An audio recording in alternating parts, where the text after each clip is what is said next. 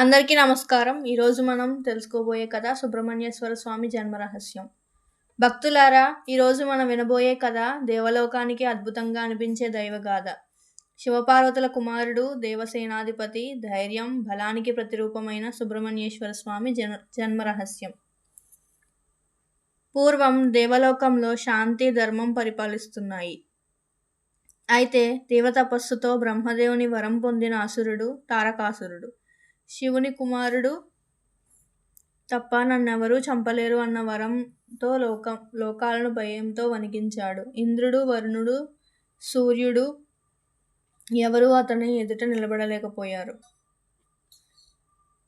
కారణం, శివుడు లోకానికి దూరంగా లోతైన యోగనిద్రలో అవతారం గురించి ఆలోచన కూడా లేని స్థితి. అందుకే దేవతలు అన్ని వైపుల నుంచి చేరి బ్రహ్మ, విష్ణు, శివులను ప్రార్థించడం మొదలుపెట్టారు.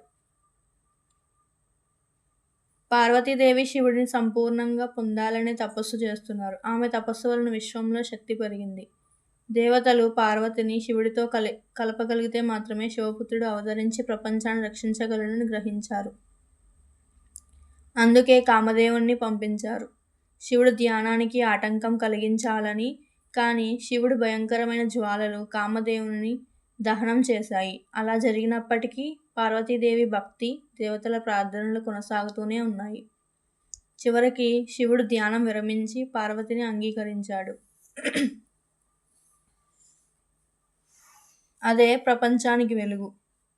శివుడి అవ్యక్త శక్తి, అతని తపస్సు, యోగాగ్ని అన్నీ ఏకమై ఒక్క క్షణంలో 6 అగ్ని జ్వాలల రూపంలో వెలువడ్డాయి. ఈ జ్వాలలు ఏమీ కాదు, అవి భవిష్యత్తులో ప్రపంచాన్ని రక్షించే దైవశక్తి యొక్క 6 భాగాలు. అగ్నిదేవుడు, వాయుదేవుడు వాటిని మోసుకుంటూ హిమాలయాల దిశగా ప్రయాణించారు. ఆ దివ్య జ్వాలలను గంగానది ఒడిలో దాచుకుంది. గంగా తీరం జలపాతం. దేవతల ఆశీర్వాదాలతో ఆ జ్వాలలు ఒక్కొక్కటిగా శిశువులుగా మారాయి. 6 దివ్య శిశువులు కృత్తికా దేవతల చేత సంరక్షించబడ్డాయి. కాబట్టి మనం ఆయనను కార్తికేయ, షణ్ముఖ, స్కంద, మురుగన్ అని పిలుస్తాం. 6 దేవతలు, 6 శిశువులు. ప్రతి శిశువు ఒక ప్రత్యేక శక్తి. ధైర్యం, జ్ఞానం, శక్తి, కరుణ, దిక్సూచిక, విజయం. కాలగర్భంలో ఒక పవిత్ర క్షణం వచ్చింది. పార్వతీదేవి తన పుత్రులను చూడడానికి కృత్తికుల దగ్గరకు వెళ్ళింది. తల్లి ప్రేమ ఎదుట దైవశక్తి కూడా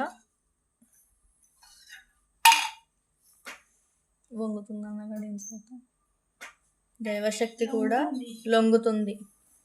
పార్వతిని చూసిన క్షణంలోనే 6 శిశువులు ఒకే శరీరంలో ఏకమయ్యాయి. ఒకే శరీరం, 6 ముఖాలు, 12 చేతులు.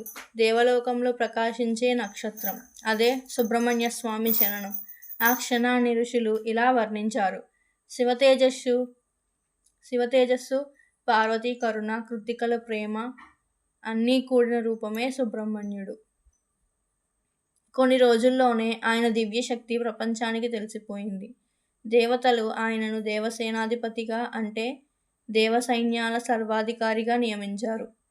అతడి చేతిలో ఉన్న వేల్ అనే ఆయుధం ఏ అడ్డంకినైనా ఛేదించే శక్తి. ఇది పార్వతీమాత ఇచ్చిన శక్తి కిరీటం. అప్పుడు దేవలోకం, అసురలోకం మధ్య భారీ యుద్ధం మొదలైంది.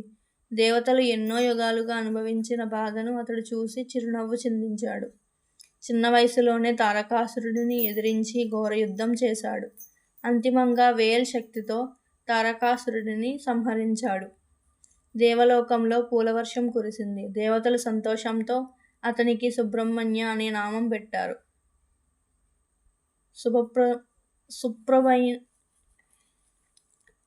సుప్రభమైన జ్ఞానాన్ని కలిగినవాడు అని. సుబ్రహ్మణ్య స్వామి జన్మరహస్యం మనకెంతో లోతైన ఆధ్యాత్మిక సందేహాలు ఇస్తుంది.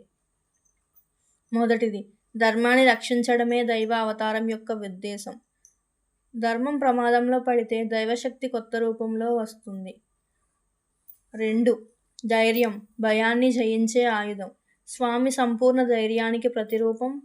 భక్తుల భయాలు, అడ్డంకులు తొలగిస్తాడు. 3, 6 ముఖాలు, 6 శక్తుల సంకేతం. జ్ఞానం, శక్తి, ప్రేమ, పరిరక్షణ, విజయం, కరుణ. భక్తి మరియు శక్తి కలగలిపితే విజయం చేకూరుతుంది. సుబ్రహ్మణ్యుడి కథ మొత్తం భక్తి, తపస్సు, ధైర్యం కలయిక.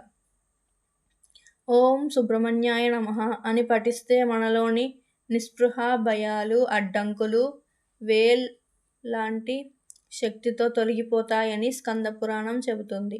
ఈ జన్మరహస్యంలో దాగి ఉన్న అర్థం శక్తి అంటే హింస కాదు.